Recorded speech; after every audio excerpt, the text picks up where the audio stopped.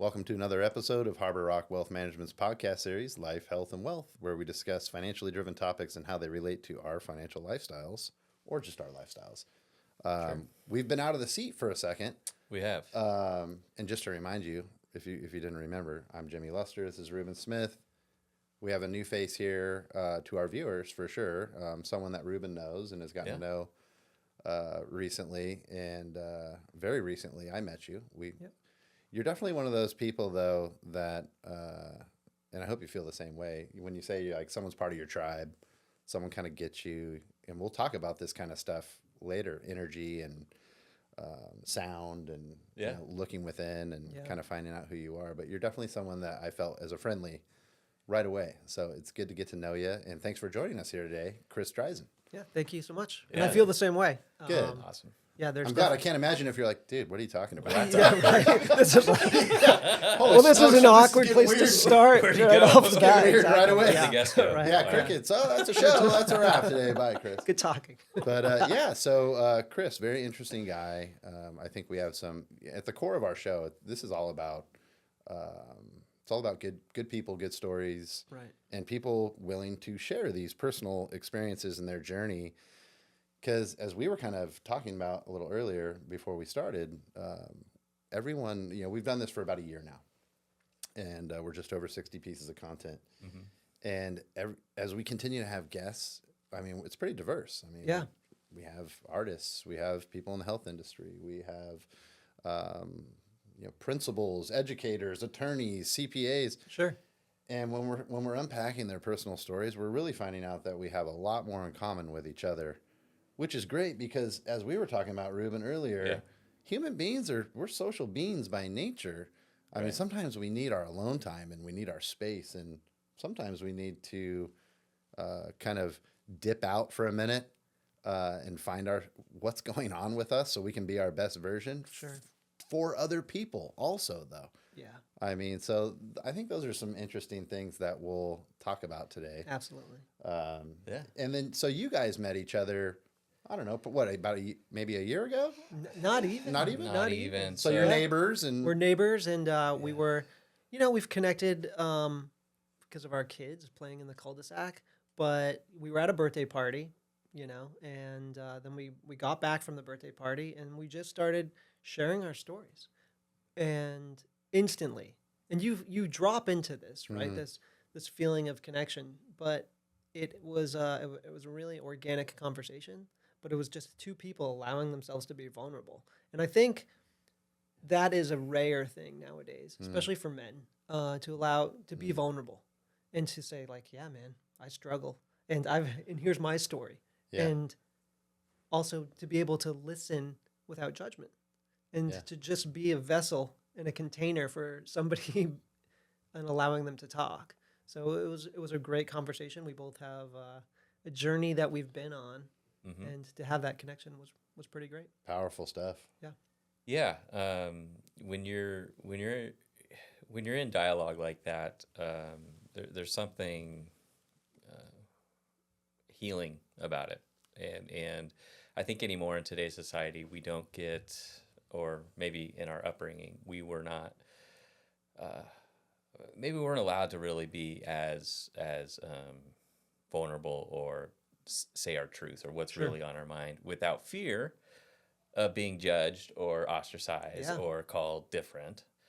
So that's really something that I've been working on over the last 4 years is speaking my truth with no expectation of any response.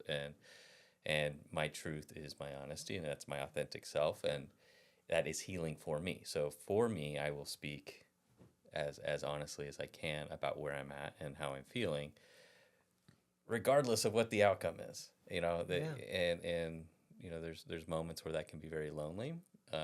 And when you find a connection with someone that is on your wavelength, it's the hair goes up on the back of your neck. It's something there that it's like an instant that connection. spidey You sense. drop into flow state almost. At least I do in I conversation. call it a kung fu moment. Yeah. I've said it before, like from Office Space when he's all, you like kung fu? She's like, I love kung fu. The kung fu moment. Yeah, exactly. Yeah, we had we had our kung fu moment. For Totally. sure. Yeah. There's Told you I'd reference the movies. Nice. Yeah, Yeah, I'll bring it. I'll exactly. bring that too. But I think one, there's nothing more healing than being truly authentic to yourself. And two, the connection is truly a way to heal. But when you're going through a healing journey, it can feel extremely lonely, Totally. right? Totally, Which is yeah. kind of how I got onto this journey of like wanting to be a coach, because I went through a healing journey. Right. And it was, I was married and had kids and a beautiful, loving family, but it felt extremely lonely. Mm-hmm. And so being able to, one, identify that, hey, we've been through some things, Right. and then two, to just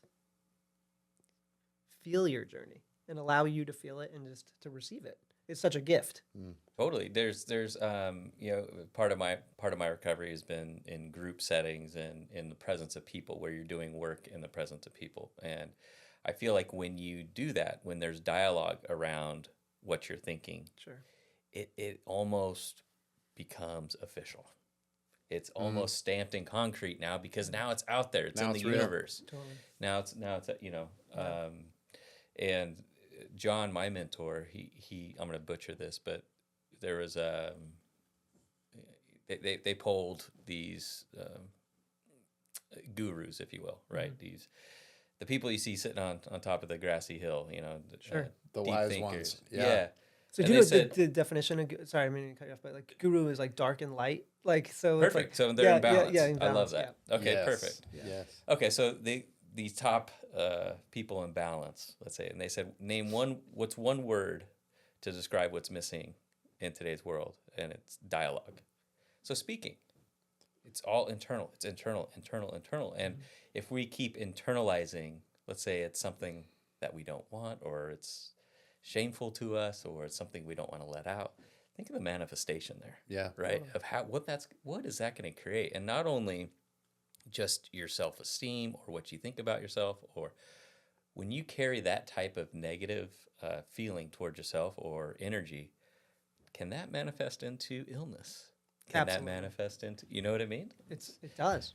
Patterns of behavior. You keep, wow. So I could go on and on. Yeah. No, for sure. no, I love it. And it's real. This is a perfect point to kind of take a step back and talk about you and how you arrived at where you are today. Sure. Quite a journey. Yeah. So for our viewers out there, a little background on Chris, and he can elaborate. Chris is a talent buyer in the music industry. Yep. You're from the Massachusetts area to Nashville. Massachusetts to LA. To LA. To Nashville. To Nashville. Now back down to obviously a music hotbed. Yep. I'm sure you have some wonderful stories that you probably can and can't share. There'll with be a us. book one day. Yeah, right. Buy the book. Buy the book. Yeah, exactly. And then your territory now is in Austin? Is that correct? So yeah, I buy for a venue out in Austin. Okay. That I started working with over COVID. But it was an interesting transition for me, because when living in Nashville, I was in a hotbed of activity, and I was part of a company that was growing very fast, and I was given a lot of responsibility and ownership, and I loved it. And I used to, when we talk about manifestation, I used to literally pray that I would find a great job in the music industry and Well, I was going to work say, with you some lived of- that life, though, partially. You're a musician. Yes. I mean, you're a songwriter. And recovering musician. And, Recovering musician. And one of my goals moving out to Nashville was to become a professional songwriter. And so I did land a publishing deal and was paid to write songs. Yeah. And that was also the time where the talent buying business was starting to explode. And it was also a time I was becoming a father. And So wonderful things are happening. amazing things are happening. Yeah. And I collapsed in 2019. I was at my standing desk, and You literally collapsed. I literally collapsed. Yeah. I folded, and Wow. and I had like stumbled before. Sure. Looking back, there's always a history of like some health things. Sure. There were some interesting things like starting to show up in the blood work a little bit, but nothing that my doctor was concerned about. And I went to get up and I couldn't. And that was the start. That was the start that led me down this journey of health coaching, but also just trying to figure out what was going on with me. So, fast forward to going to every type of Western medicine doctor you could think of, Right. whether it's a neurologist, cardiologist, vascular surgeon, you name it. Everyone looked at me and they said, well, you look healthier than everybody else who comes in here. Is that Right. so funny Right? when you Yeah. look, people look at you and that Yep. pass that judgment of like, Sure. nah, You're fine. just because I'm not missing an appendage or Right. in a wheelchair, Yeah. or Or look- something's not showing up in the blood work. Yeah, what's or, on your you know, panel? or look like Yeah. I've lost 100 pounds. You know, Right. it's not always evident. It's Yeah. beneath the surface. Yeah. For sure. Well, and so now you're embarking on this journey as a functional medicine certified health coach. Correct. Yeah, I graduated from the Functional Medicine Coaching Academy a few years ago, became a nationally board certified health coach. But what's so interesting about health coaching and life coaching in general is it all comes back to what we started talking about at the beginning of this conversation, which is what makes us human and what is part of our journey, right? One of the guys that I was lucky enough to be coached by and did his mastermind is a guy named Peter Crone. And he talks about like the game of life is breaking free from the constraints in which you arrived, right?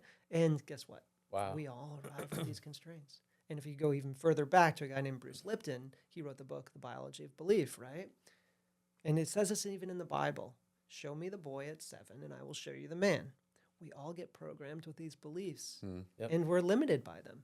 And that helps, and they are not something that we are conscious of, right? Totally. And we all have Yeah. it. Guess what? We all have them all.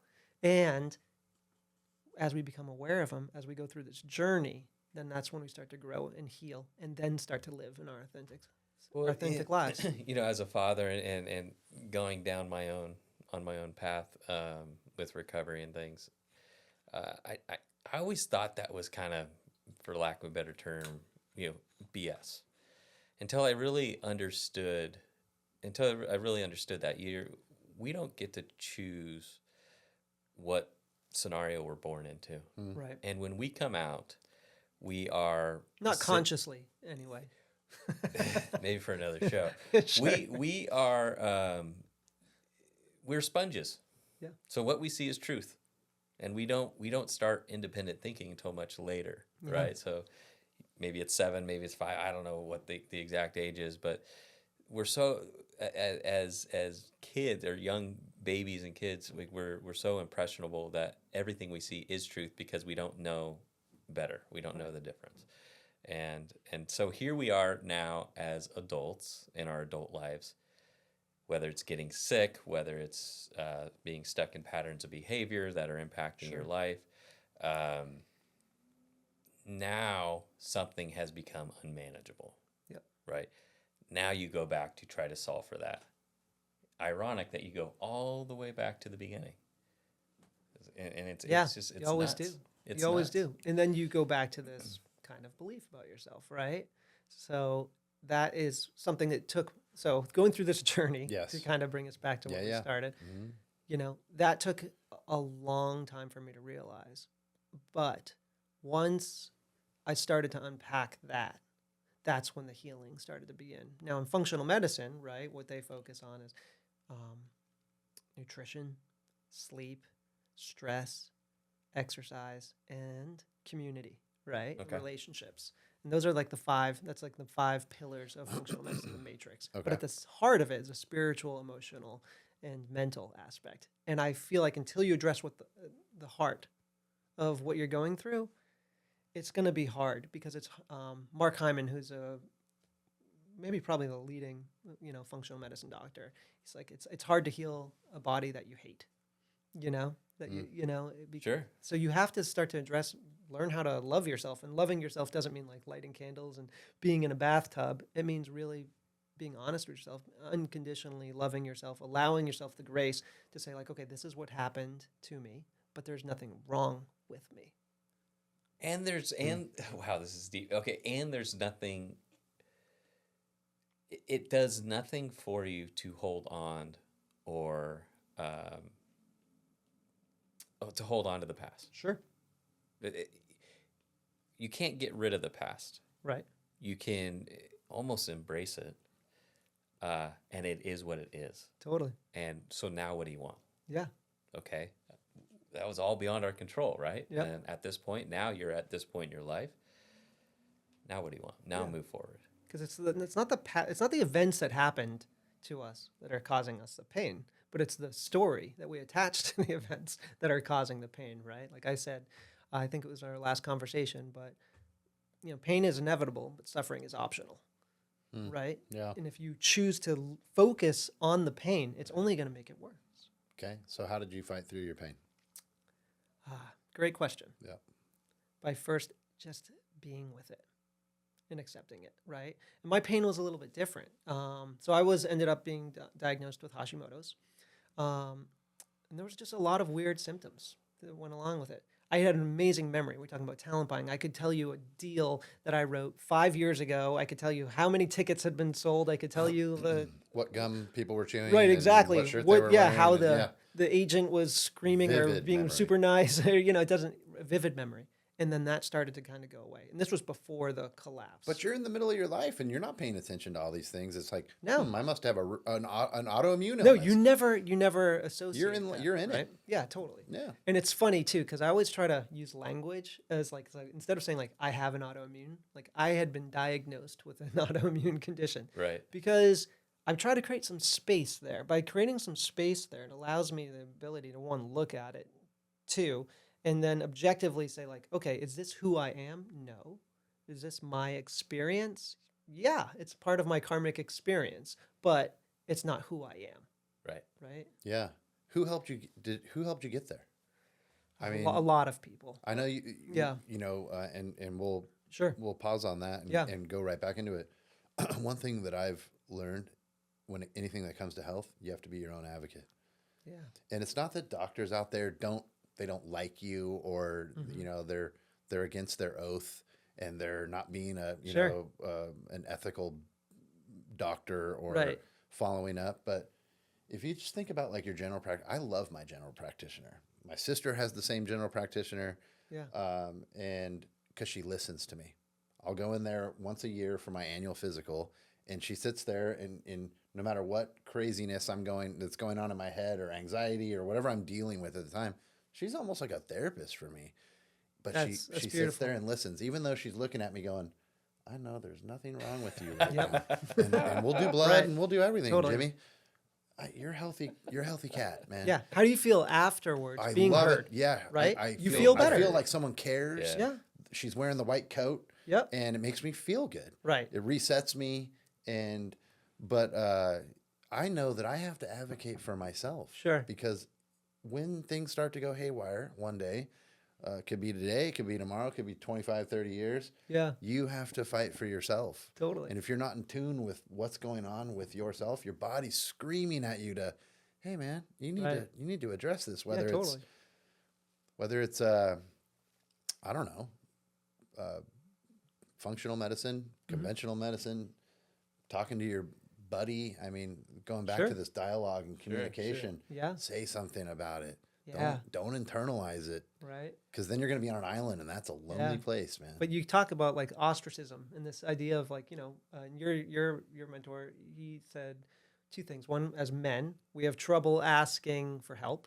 And two, we have trouble saying, I don't know. Or Right. Right. Totally. Acknowledge it. So it's like, okay. No, Two things that we're not really familiar with. Like, okay, I need help.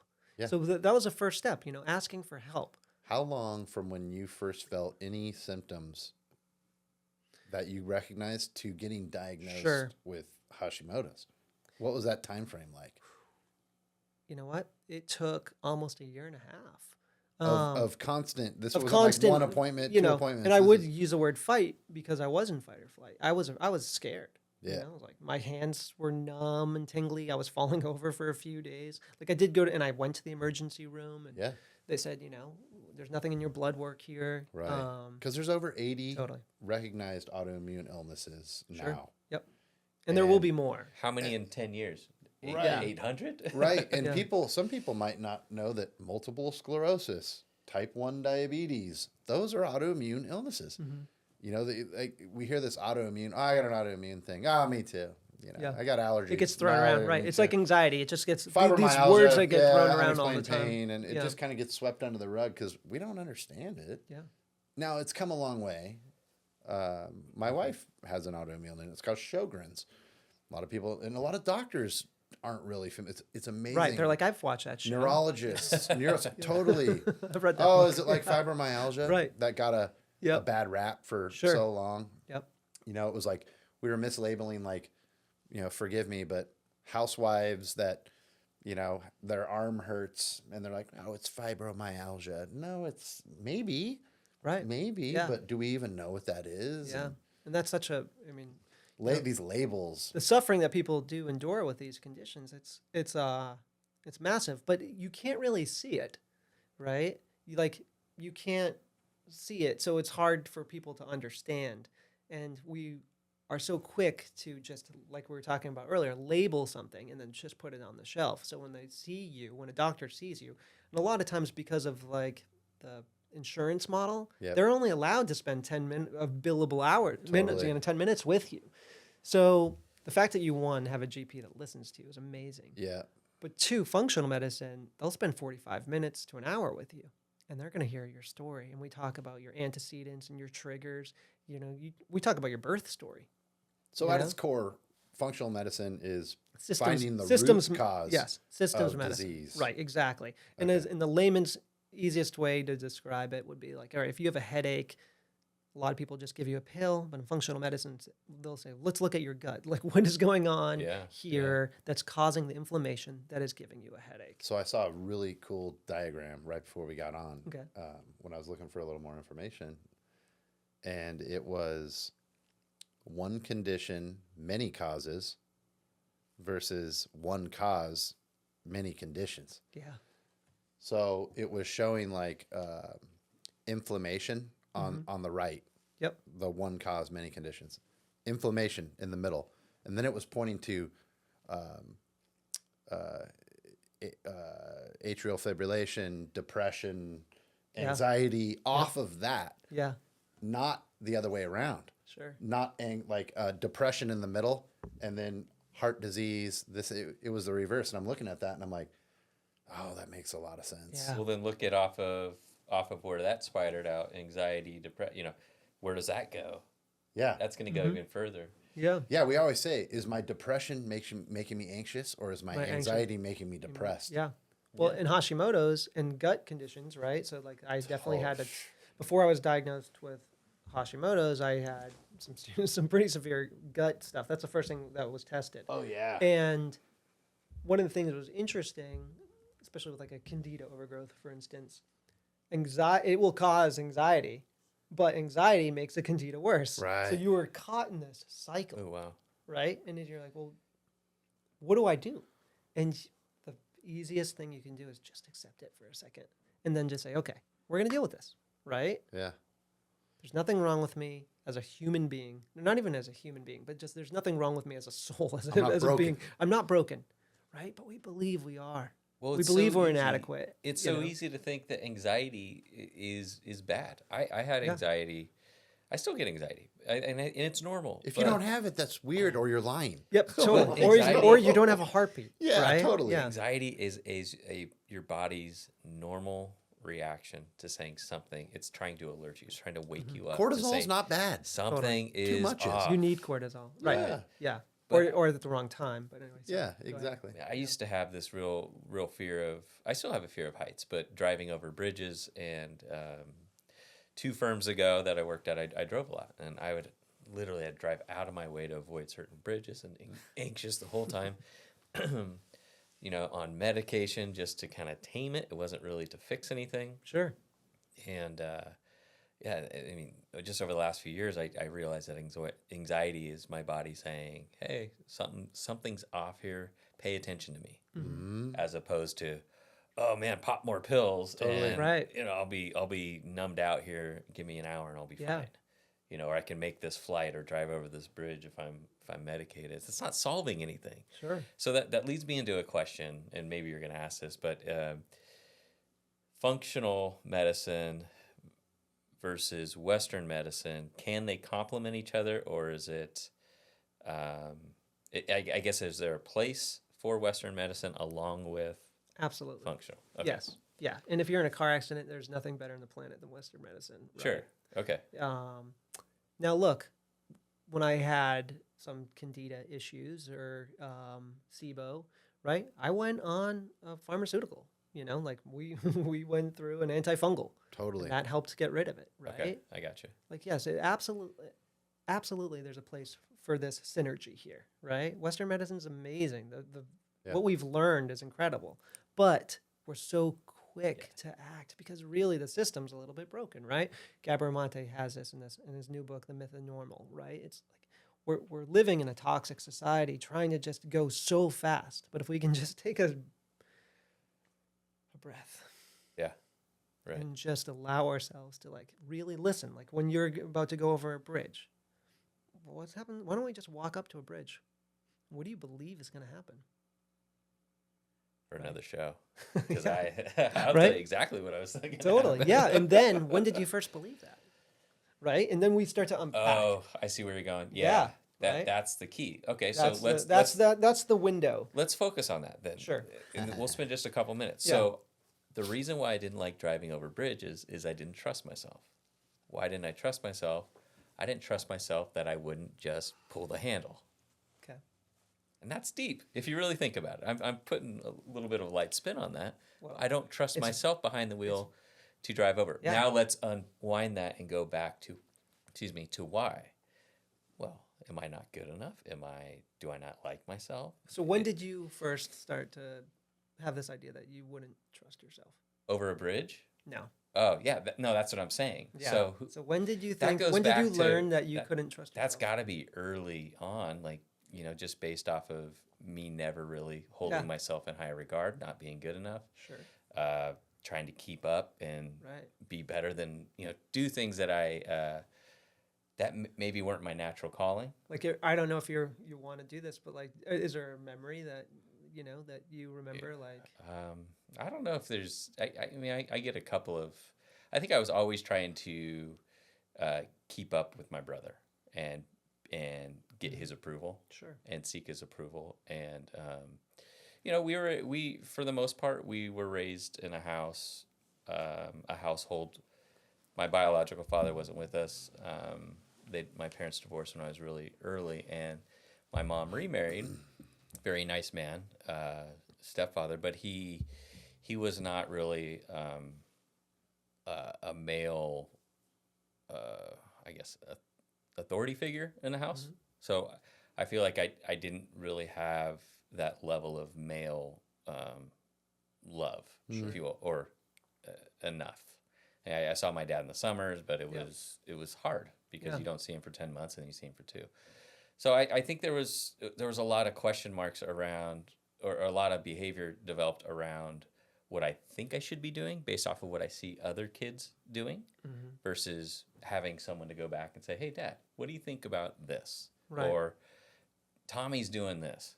Is there a certain memory that comes to mind where you were like, I cannot trust myself? Nah, who knows, man? I don't know. Off the top of my head, I don't know. It seems like one of those things that later today you might, because when you start triggering these things and then you're like, now your mind's kind of rolling on that. Yeah.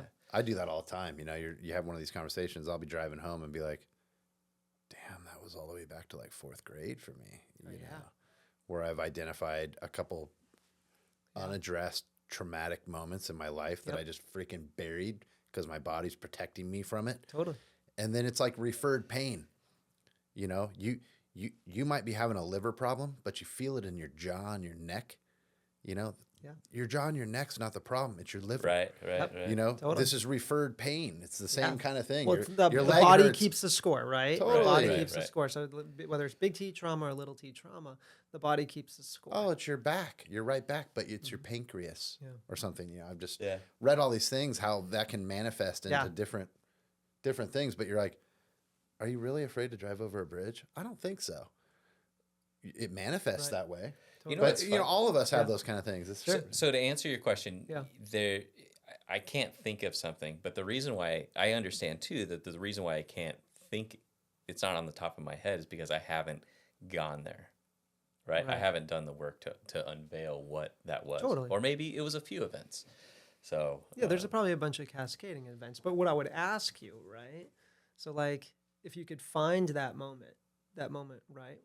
and Sure. where it's like, oh, maybe you actually heard the words, I can't trust you, right? Yeah. Yeah. Like there was also something about like seeking that approval from your brother, right? Like you need to feel that, right? Right. So it's just like it's interesting. But what I would say is if you can go back and you start to think about that little boy who was growing up and literally thought about himself, I can't trust who I am. I can't trust myself to act this way, right? And then if I asked you, like, how does he feel about that? And where does he feel that in his body? Right. That's when you Right. do the work. Right. And then I'd ask you, is it true that you're untrustworthy? Yeah. No, I get it. No, but is I get it it. true that you can't be trusted? Right. No, So- you need to, no, hold on, just answer answer me. No, that's No, good. I get Like- it. I get No, the but work. hold on. Is it true that Is it true that Ruben, I'm? Yeah. No, it's not true. right, Right. If I were to cut you open, would there be a tag inside you that said like you, Yep. Send You them know? back. Untrustworthy. right? Right. Yeah, no, No, I get it. right. But we act in accordance that that's true, right? Well, yes, and our subconsciously our behaviors are formed around that Totally. belief, Yep. even though it's completely wrong.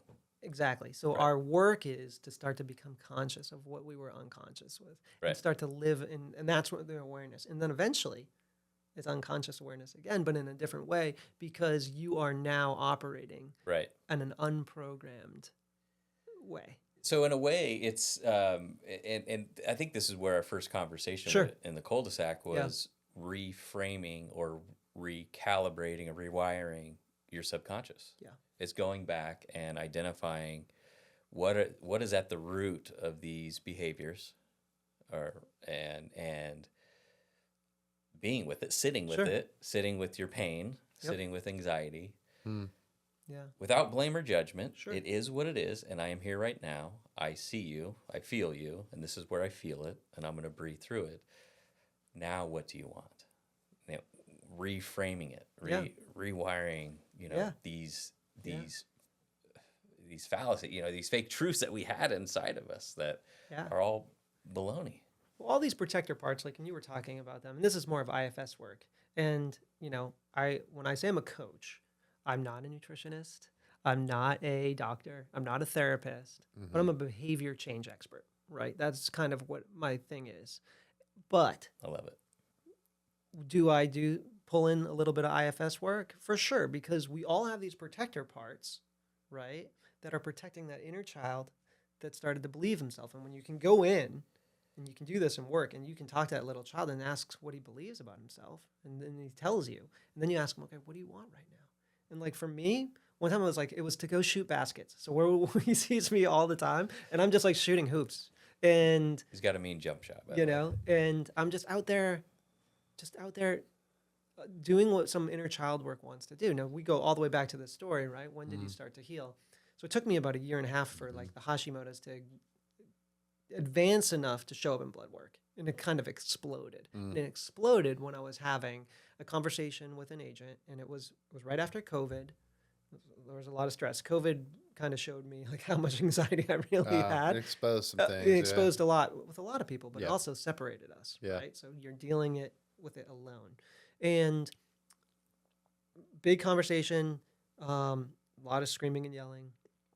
And then I went and had blood work done, and my numbers were through the roof. And then I was like, okay, this is bigger. And sometimes you have to remove some toxic situations. So I stopped talent buying for a while, and I went on this journey.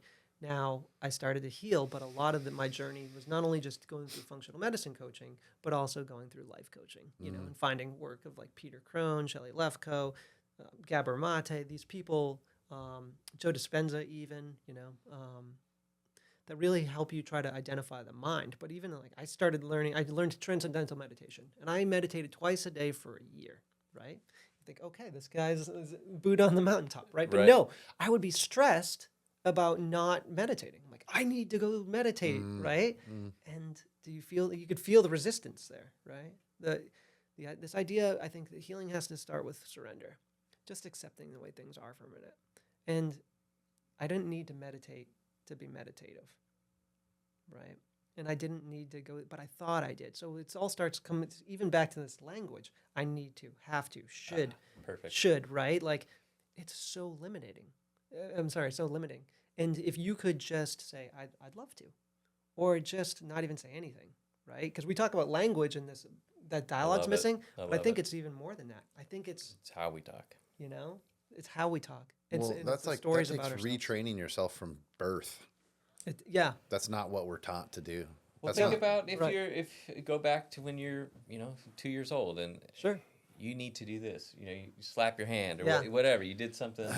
Mom needs to go now. You need to change your behavior because mom is late. Right? So all of a sudden, mom is late. It's my fault. Right? So you see, like, the mom is just having a bad day. Right?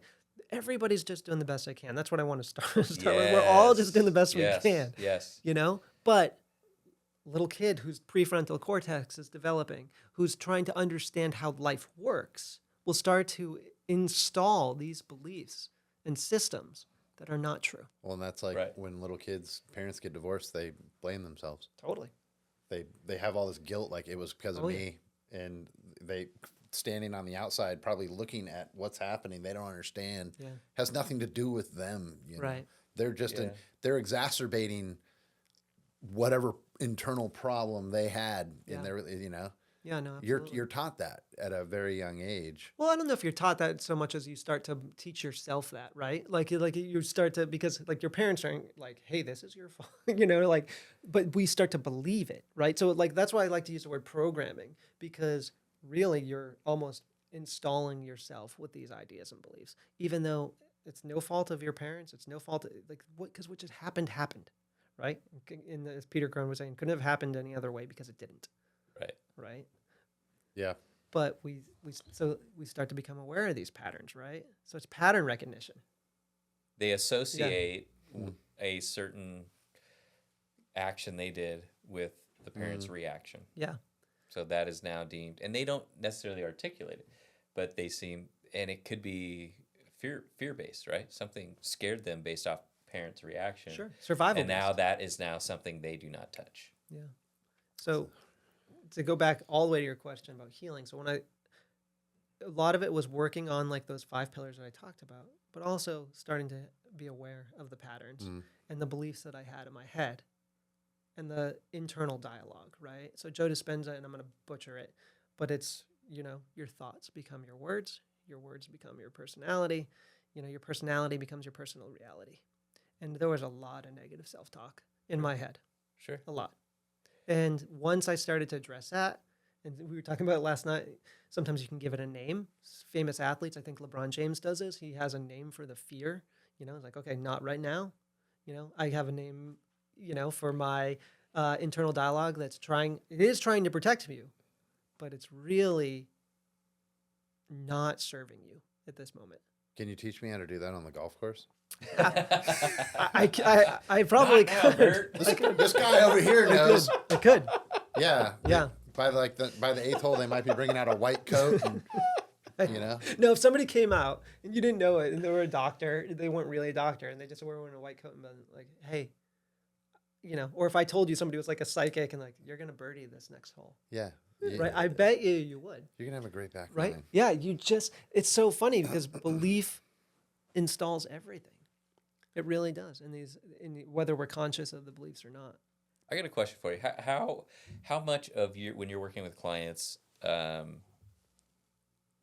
you dedicate specific meetings to language, and specifically internally how we talk to ourselves?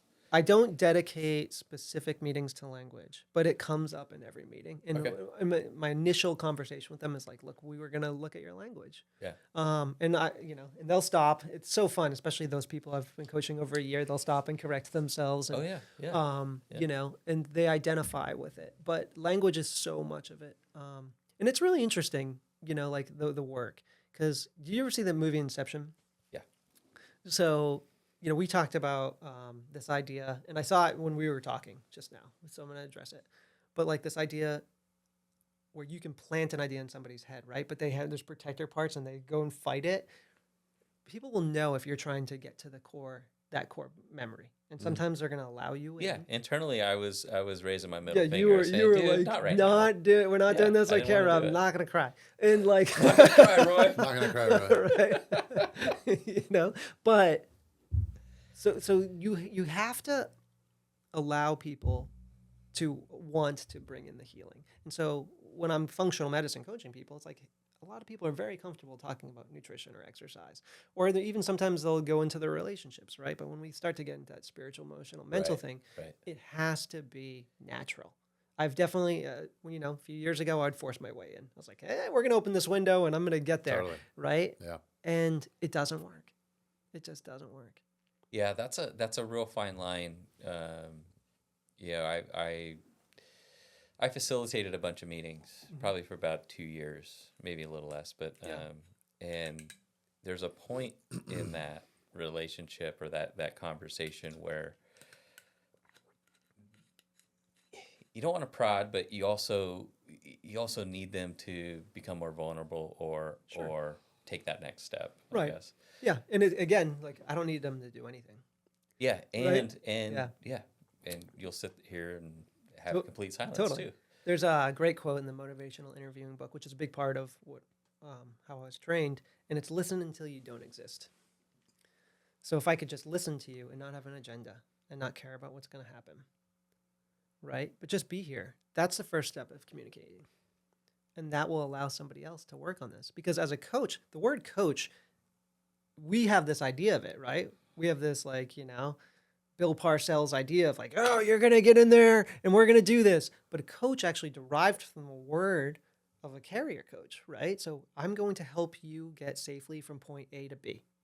I'm not going to do anything. I'm just going to provide you with a vessel, and I'm going to say, hey, look out ahead, or look how far you've come, or maybe or you think we're on the right path to point B, but I'm not going to drive somebody's agenda. Yeah, that seems more in line with how I want to parent. Yeah, I want to create a safe space. Sure. For my kids to in a way learn on their own. Yeah, like to figure it out on their own. And yes, I may point out when there might be a ditch ahead or because once we get to point B, I don't want them to need me anymore.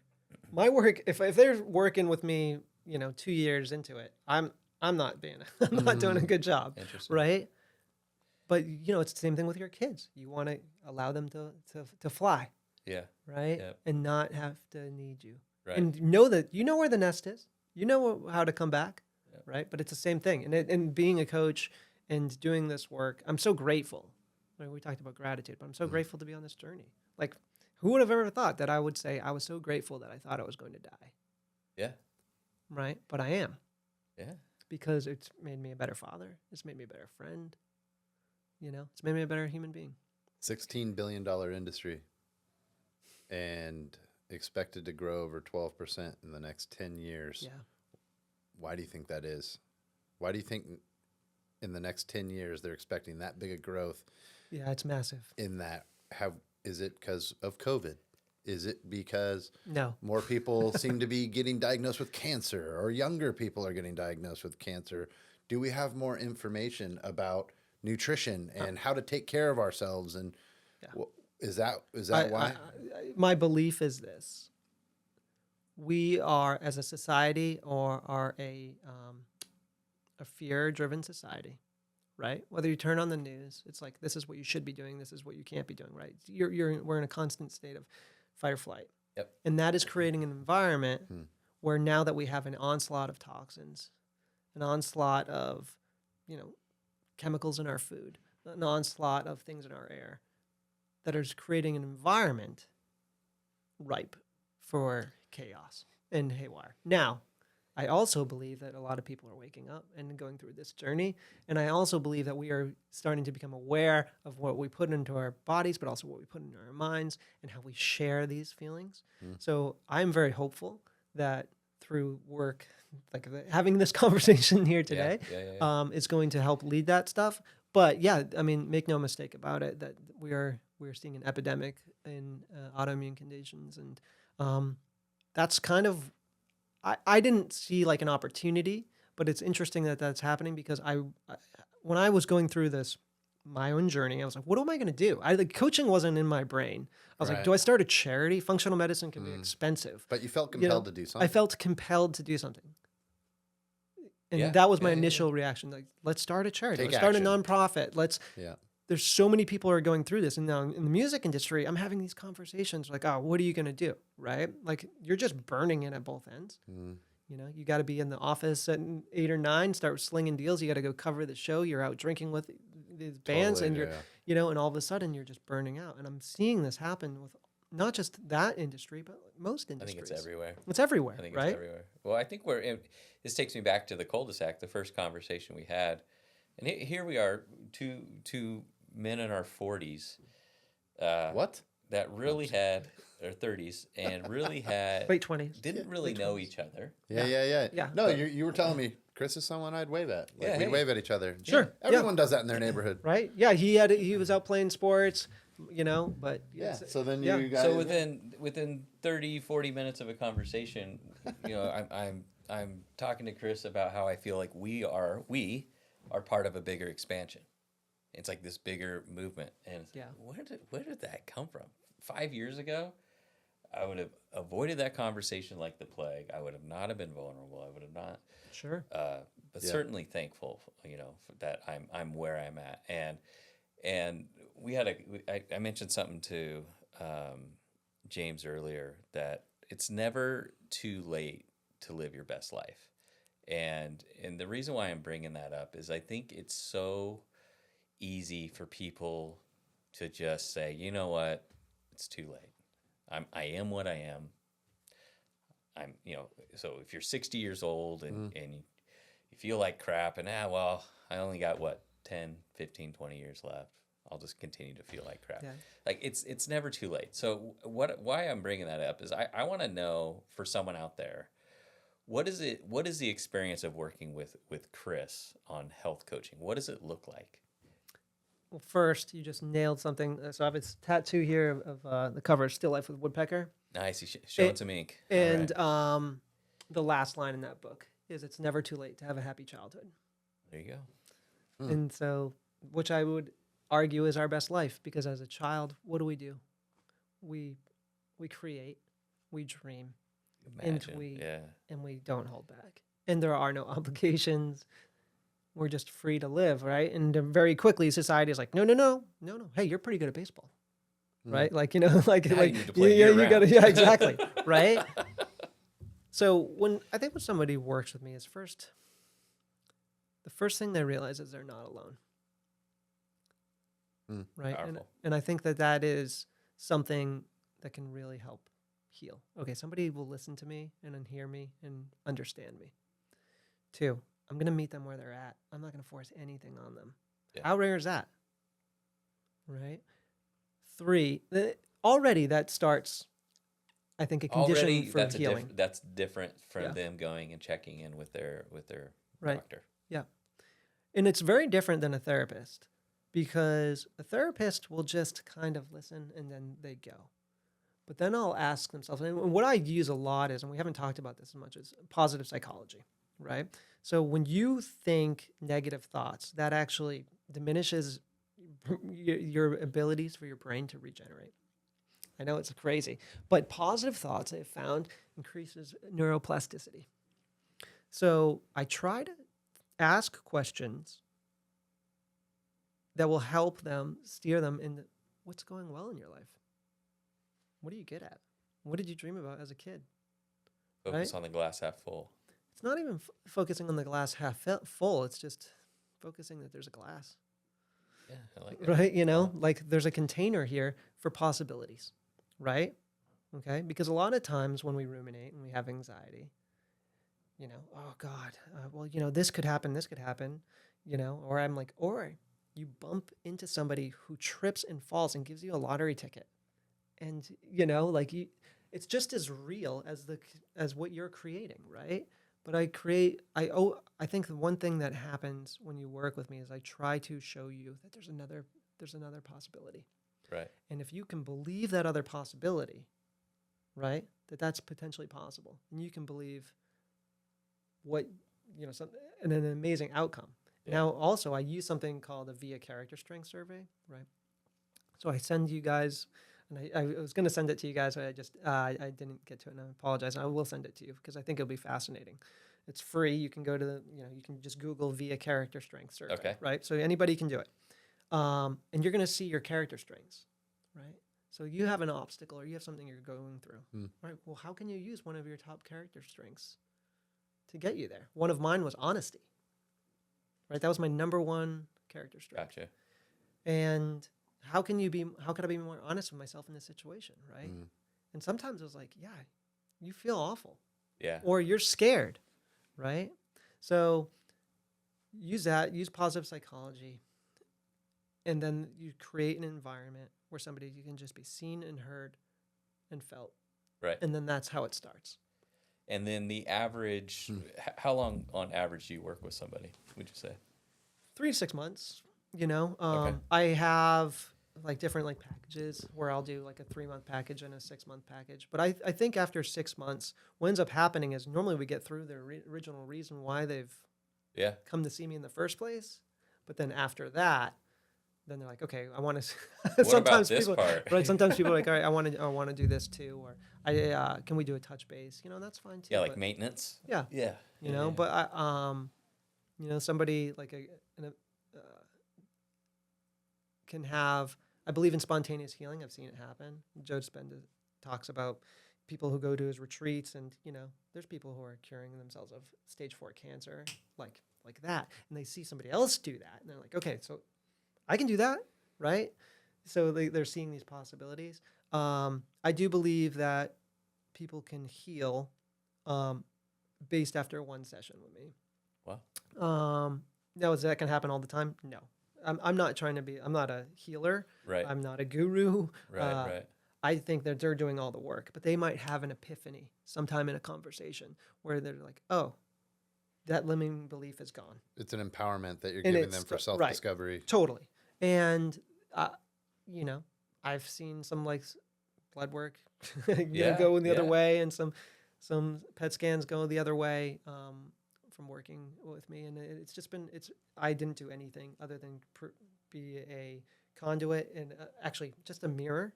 Sure. Because really that's, and these people are healing themselves. Wow. But so yeah, we just never give this. And what's really interesting is that I just got an email from United Healthcare. They're offering health coaching because the statistics right now are people who work with a health coach, 80% improvement with any condition. Now, I'm not saying that they're being cured or they're improvement. but their condition is improving to the point where it's recognizable in 80% of people who work with health coaches. There you go. That's amazing. Part of the movement. We love having you here today.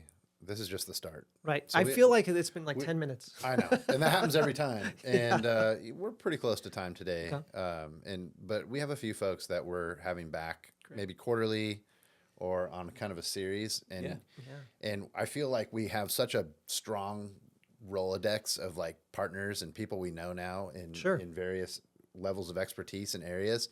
You're definitely added to the list for sure. So we'll continue to have you on. And I think even in our first conversation, if you're willing to come back and dive into some different topics, but what I was going to say is, we usually don't let Red Sox fans in here. This is an angel. But we're making an exception for you. Diehard Red Sox. And I didn't. So we didn't talk about the Celtics at all. So it's fine. So congratulations. No need. Thank you. I worked so hard. It's a good time to be a Boston fan. I think 18 years it's been. Since the last... 2008 was the last time the Celtics won. Beat the Lakers. 16. Yeah. Okay, 16 years. But they got the 18th banner. Yeah. 18th banner. Past the Lakers. Yeah. And so we'll have a little fun here in the end and talk about whatever for just a couple minutes. So the Yankees Boston's a huge, probably one of the biggest sports rivalries, period. If not the biggest. Yep. Huge. All time, I did look up.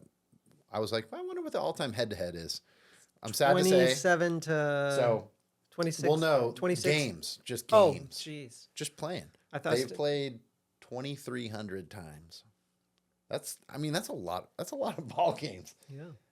The Yankees are 1250 and 1250 and 1034 against the Red Sox. Not So too bad. it's not too far off. And 12 and 12 in the postseason. Okay. So There you go. All right. that is a heck of a rivalry. Sounds You like a know, rivalry. A lot has changed since, the 2000s started. But once, it's so funny when the Red Sox won the World Series, because I wasn't sure if I'd see it in my lifetime. Totally. Like it was kind of like numb, and then remember you see the Sports Illustrated commemorative issue commercials come out, and it was like I started Oh, you started, yeah. I was like, because you didn't believe it was real. Yeah. It was crazy, but it was a long time coming. I was at Game 7 in 22? Or no, 02. 2002? 22, Yeah. When I was at 6, you were at 7. when the Halos won. They beat the Giants. So that Talk was about cool something moment. that I never thought I'd see and probably Yeah. won't see again. Yeah. Yeah. But, Never say never. You never know. So But, yeah. no matter what, and all kidding aside, Boston Sure. fans are freaking fierce, man. I mean, just and Say they're loyal. they're loyal. Well, 2000, To a fault. 2003 to 2013, the longest sellout streak of any sport, and it's still there. 820. Yeah, I don't think that will be passed, over especially in 800 baseball. sellouts. Yeah, Yeah. in all sports, that's the record, Yeah. and they were just short in when it ended. Well, So that's huge. when I you mean, finally the get to stadium holds Fenway, you're going to see how 30,000, I think. small it is. Oh, I It's love tiny. Fenway. I love It's Fenway. tiny, and you have to pay attention because Yeah. you'll get knocked. But and back in the '80s, you had to pay attention for other reasons. But Yeah. I played on a Yankees Little League team, and also I grew up. My two favorite players before I knew better was Roger Clemens and Don Mattingly. Oh yeah. There you go. Right. So Yeah. I was interviewed by Boston Sportscast guy because my mom would take us to go get autographs. She would take us out of school, and she knew where the players' entrance were, and we'd stand there. This is amazing memories, right? But I was wearing a Yankees hat and a Red Sox sweatshirt. Oh my gosh. Confused. I mean, people were spontaneously combusting in the street. Oh right? my gosh. So, and again, I must have been, I don't know, 8 or 9. And I'm explaining to Bob LaBelle, who was like the local sports guy, they're my two favorite teams. Yeah. Like this does not happen all the time. Totally. And then I'm in the bleachers, and all of a sudden there's a chant: "Burn that hat, burn that hat." I'm 9 years old, and people are putting lighters. Not while it's on me. Right, exactly. I love And that. I don't think I ever put on a. You guys talk about stored trauma. Well, we do other things with Boston hats, but we'll share that off camera. Okay, exactly. With you. Yeah. So one of my best friend in college, who's actually still one of my best friends, he's just a diehard Yankee fan, and we went to and the Yankees won the World Series when we were in Boston, and he put on the Yankees banner and ran around the streets, and I thought I was gonna have to save him from a beating, but on the baseball trip that Yeah. we went on in 2001, I did buy outside of Fenway a Yankee Sucks T-shirt there you go. and still have it. Yeah. Still have Yeah. it. So John Curtin, who's in our fantasy baseball and football and all that, and a good friend of mine who was saying, big personality from South Boston. Sure. He and his wife moved to New York for her work and relocated there for a little bit. And I thought it was so cool. So he told me a quick story that, dude, it was super hot and we're out looking at places and, we found a neighborhood we liked. And, it was just so freaking hot and I was thirsty and, Melissa was doing this and I needed to cool off, man. I was thirsty. So he's like, hey, do you mind if I skip out just for a minute and go sit down somewhere? She's like, yeah, get out of here. Go do your thing. I'm dragging you around all day to all these places. So he says he pops into the nearest little joint down at the corner and, he's not really paying attention and he's kind of looking around and he sees a bunch of Red Sox stuff and they're in Brooklyn. And he's like, what the heck is going on here? And he looks up at the TV and they got the Red Sox games on. And he's like, what's going on here? What is this place? In the middle of Brooklyn. It's like Twilight a vortex, Zone? yeah. And he looks up and the place is called the B-side. And I thought that was so cool. And he's like, I got to run back and tell Melissa to put an offer in right now. It's like, this is going to be the spot. That's how I remember the story. There might be a couple wrinkles. There's a few. There's a lot. There's this place in Santa Monica called Sonny McLean's. You walk in and you're like, I'm in Boston. Yeah. You know, and there was a place in Nashville too that had that. Nice. we come out in droves. It's been fun. You know. Yeah. It's been fun. But yeah, Fenway is one of my favorite places. Yeah. We'll have to get there. And last but not least, R.I.P. to the Say Hey Kid. That's right. Yeah. That's right. Yeah. Really. Over the last, I think 2 nights ago, passed away. Well, I think it was last night. Last night. Yeah. Okay. Yeah. Willie Mays, 93 years old, had a good run. Yeah. Most famous catch in baseball history. Yeah, we'll have to teach the kids to. That's right. You know. And we'll work on that. Yeah. Cool to say. Just a reminder. So he was the Say Hey Kid, and the Say Hey Kid was because he played such a youthful. He had such a youthful, exuberant way about him, and I think that's a good reminder for us to live our lives the same way. Yeah. You know, Definitely. Love it. Yeah. Well, we really appreciate you being here. I loved being here. guys. Thank You'll you guys be so back much. Yeah. for sure, and it was great chatting with you for a little bit. Awesome. Thanks so much. And to our viewers, if you're living your life and you have your health, you're the wealthiest person in the world. We'll see you next time.